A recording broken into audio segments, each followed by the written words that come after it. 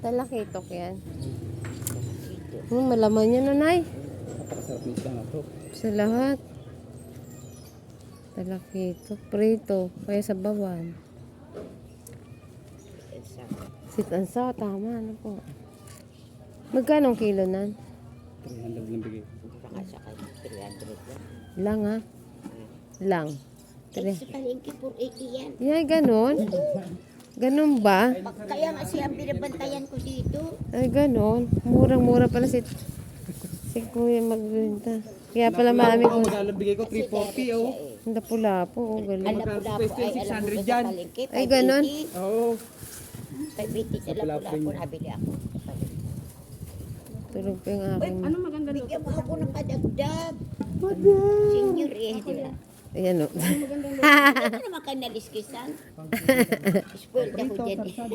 Ayan, yun na. Okay. So, okay. Teka, dito muna ako. Hanap ako ng ano yun. Hanap tayo. Tatanong ko sa manager ko kung anong bibiling ulam, guys. Ang sipag ni Kuya.